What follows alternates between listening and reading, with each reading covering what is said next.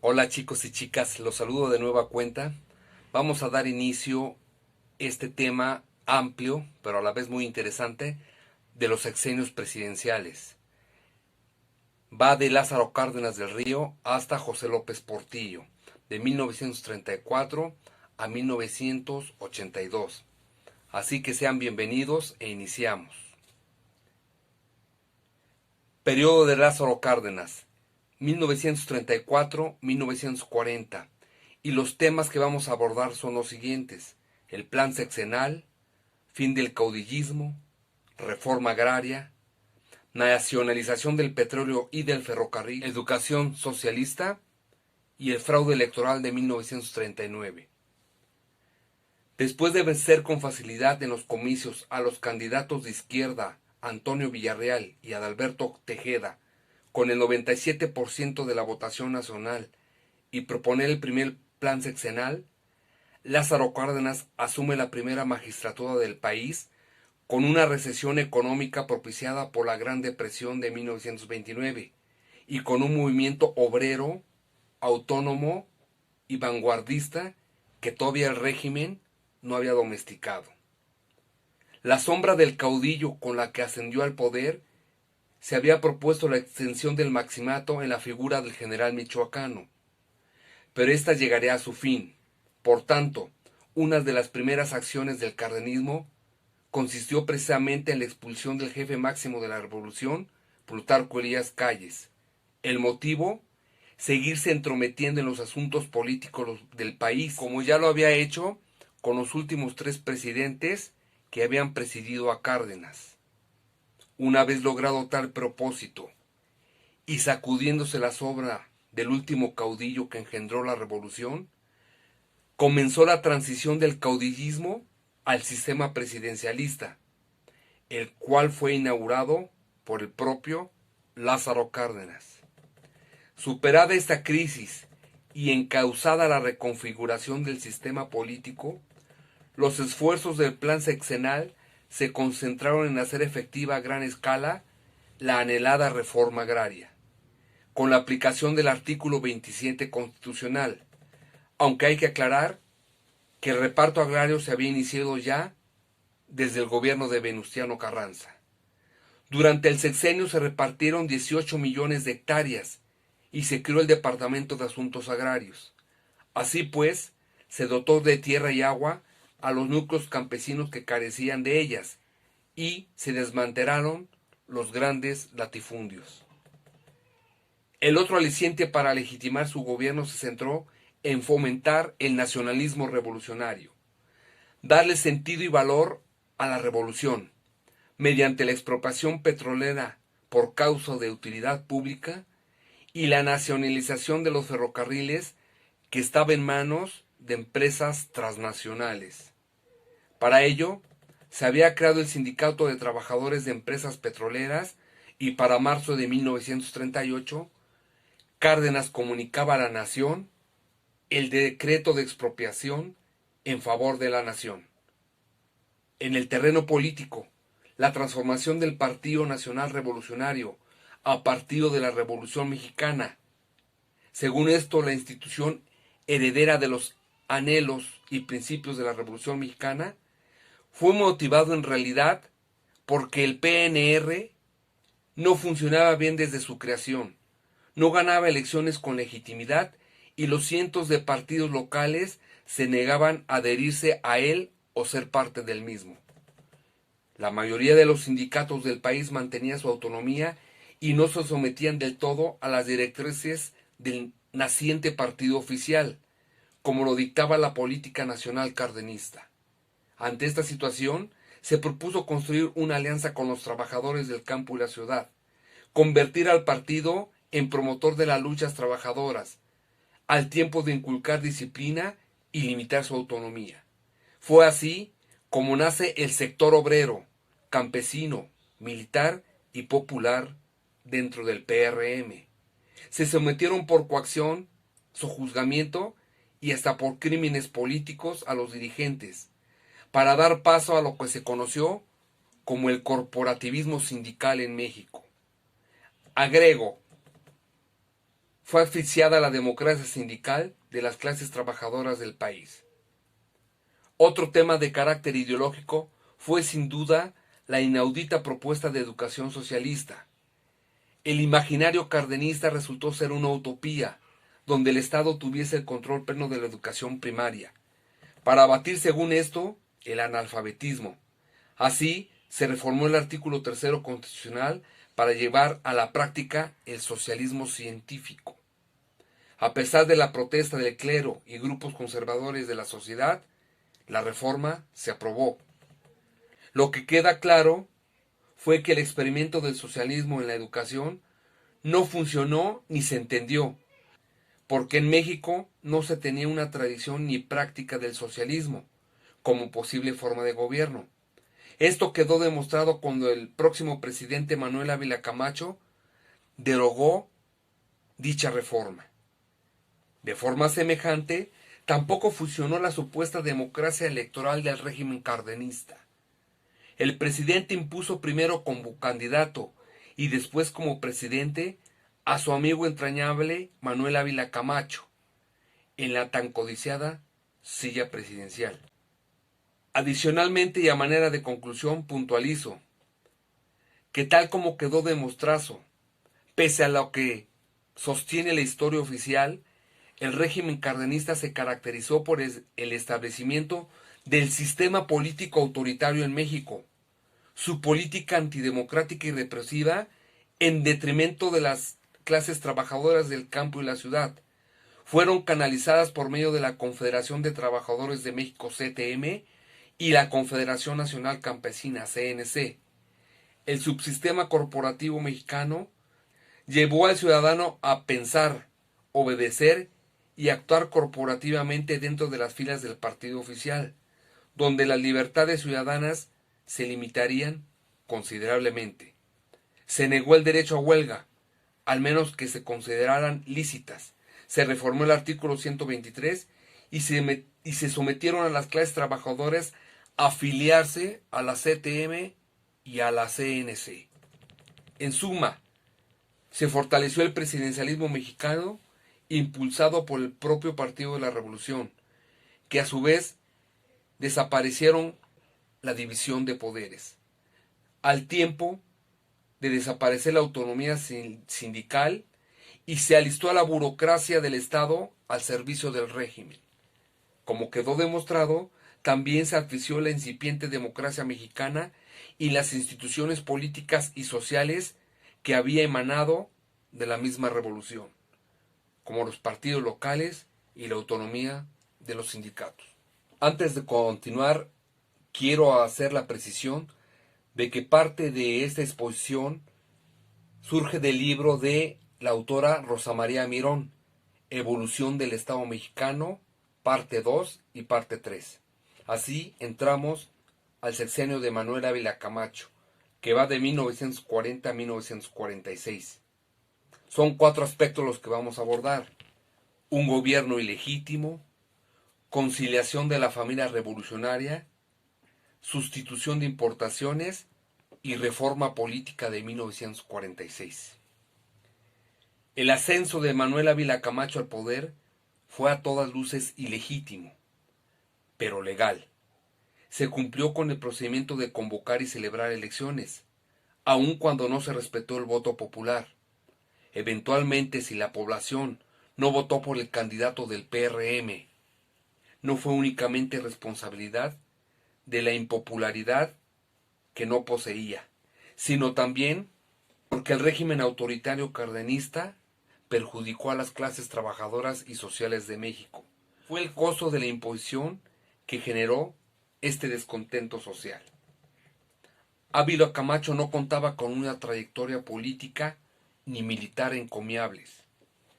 Se supone que respondía mejor a las expectativas estadounidenses ante las vísperas de la Segunda Guerra Mundial.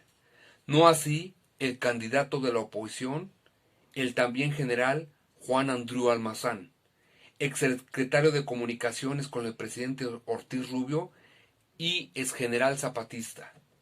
Este candidato de izquierda encontró eco en los centros obreros y campesinos del país y en las clases populares. Como era de esperarse, los comicios se desarrollaron en medio de un clima de violencia y agitación política por el control de las casillas electorales, arrojando 50 muertos. Policías, guardias blancas y el mismo ejército operaron en favor del candidato oficial bajo la batuta del propio Lázaro Cárdenas. Los resultados oficiales dieron el triunfo a Ávila Camacho, con 2.5 millones de votos, y al Mazán únicamente se le reconocieron 15,000 votos, a pesar de ser el candidato con gran arraigo y carisma popular. Ante un proceso electoral muy cuestionable, el nuevo gobierno estaba obligado a legitimarse y dentro de las primeras medidas a las que recurrió fue llamar a la reconciliación de los miembros de la familia revolucionaria, o sea, la élite política nacional, y gestionar su urgente unificación en torno al Partido de la Revolución. Correspondió a Ávila Camacho consolidar el presidencialismo mexicano y fortalecer en demasía al partido oficial, ahora PRI. Este gran partido hegemónico en que se transformó, el PRI no sería solo un partido político, sino sería el corazón mismo del sistema político mexicano, en lo sucesivo, que articulaba en torno a él a los demás subsistemas, como el presidencialismo, el corporativismo y hasta el ejercicio del poder legislativo y judicial, entre otros. Otro eje principal de su gobierno se sostuvo en iniciar con la sustitución de importaciones, industrializarse y bajar las importaciones para producir los productos que otros nos vendían. Venta de materias primas y textiles a los países en guerra. Para ello fue necesario fungir como aliado de los norteamericanos, declarando la guerra a los países del eje. En un intento por ganar la confianza de la clase trabajadora, el nuevo gobierno de Ávila Camacho fundó el Instituto Mexicano del Seguro Social, otorgando seguridad social a los trabajadores para así convertirse en una institución con gran legitimidad social para el Estado por revolucionario en los próximos años. En la esfera política, la reforma política de 1946 sepultó de una vez por todas la democracia electoral partidaria que funcionó desde 1911. Esta reforma desapareció los partidos locales y las candidaturas independientes. En lo sucesivo, solo se reconocieron los partidos nacionales y las elecciones quedaron en manos o a cargo de la recién creada Comisión de Vigilancia Electoral, que organizaría los procesos electorales del país, quitándole dicha responsabilidad a los ayuntamientos del mismo. Adicionalmente, yo diría que el mayor acierto del gobierno avilacamachista fue, por un lado, insertar a México en el desarrollo industrial del planeta, sacando provecho de la situación de la Segunda Guerra Mundial para vender productos al exterior. Por el otro lado, la fundación del IMSS se convirtió en la institución social más importante del México contemporáneo. Dio gran legitimidad al Estado mexicano. El saldo negativo, por su parte, fue la eliminación por completo de la representación política e institucional en los estados, al desaparecer los partidos estatales y empoderando aún más al partido oficial, centralizando así los procesos electorales del país con la creación de esta Comisión de Vigilancia Electoral que debilitaba a fin de cuentas el incipiente federalismo mexicano. El sustituto de Manuel Ávila Camacho fue Miguel Alemán Valdés. Vamos a analizar 4 de los principales temas que acontecieron en ese sexenio. Miguel Alemán fue el primer presidente civil. Con él inicia el crecimiento acelerado de la economía mexicana, se reforma el artículo 27 constitucional y su gobierno se caracterizó por el despilfarro y la corrupción. Fue Ávila Camacho quien cambió las siglas al PRM por PRI, pero venía incluido en el paquete el nuevo partido que desaparecía el sector militar del mismo y por consecuencia frenaba toda aspiración presidencial de cualquier militar dentro del propio partido. Con estas nuevas reglas del sistema da inicio de la era de los presidentes civiles en México.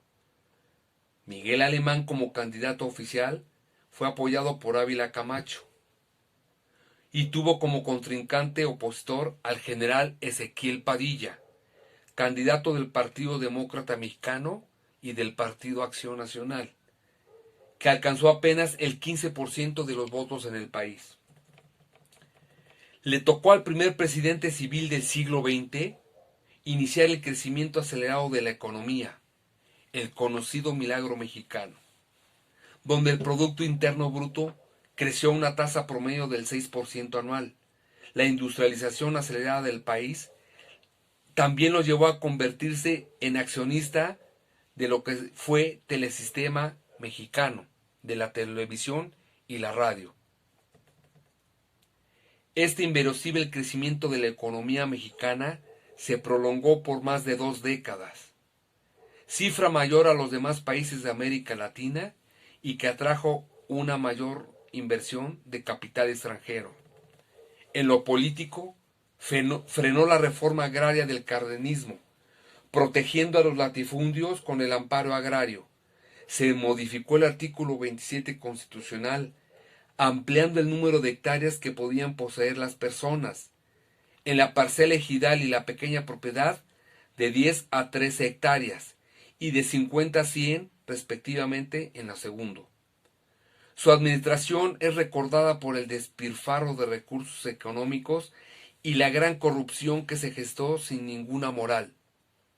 Con esta debilidad, el secretario de Gobernación, Adolfo Ruiz Cortines, aceptaba su candidatura presidencial de manos de su paisano, Miguel Alemán. Adolfo Ruiz Cortines. Temas: última decisión de la familia revolucionaria, el sistema político funcionando como un reloj suizo, austeridad y honradez y política económica. La sucesión presidencial tomó cierto interés porque otro miembro salido del PRI decidió lanzar su candidatura desde la oposición, el general Miguel Enríquez Guzmán, propuesto por la Federación de Partidos del Pueblo, y por primera vez el Partido Acción Nacional lanzó su candidato único a Efraín González Torres. Por su parte, Vicente Lombardo Toledano se autopostuló con su partido, el Popular Socialista. Ante la arrolladora maquinaria electoral priista, la oposición junta logró apenas el 26% de los votos, dando una apariencia democrática y de competencia electoral que existía en el país. Cuando Ruiz Cortines asume la presidencia en 1952, el sistema político mexicano se encontraba bien definido y funcionando a la perfección. Añado, como un reloj suizo. Un partido hegemónico que ha corporativizado a todos los sindicatos obreros y campesinos del país, incluyendo una burocracia servil para operar en favor del régimen. Un presidencialismo mexicano bien cimentado, con sus poderes metaconstitucionales y articulado y disciplinado al partido del Estado. Fue preocupación de la administración ruizcortinista sustituir esa imagen de despilfarro y corrupción que heredó del alemanismo. Sustituir por una austeridad y transparencia de los recursos públicos, al tiempo de efectuar una reforma constitucional para conceder el sufragio a las mujeres en las elecciones federales a partir del año de 1953. La política económica ruizcortinista se orientaría en lo sucesivo a mantener la industrialización. La inversión extranjera creció de forma desorbitada, con una política de puertas abiertas. El crecimiento del PIB se mantuvo con el 6% anual desde la administración pasada. La reestructura económica se propuso al menos en tres fases. De 1952 al 54, dar una lucha frontal contra el alza de precios y la inflación. De 1954 al 56, elevar el gasto público. De 1956 a 58, una política de estabilidad con desarrollo. El primer intento de lo que sería el desarrollo estabilizador en México. Adicionalmente, yo argumentaría que México ya se encontraba inserto en el estado keynesiano de bienestar, donde se defiende la intervención del Estado en la economía y fomentando el capitalismo, así como el beneficio de la población mundial.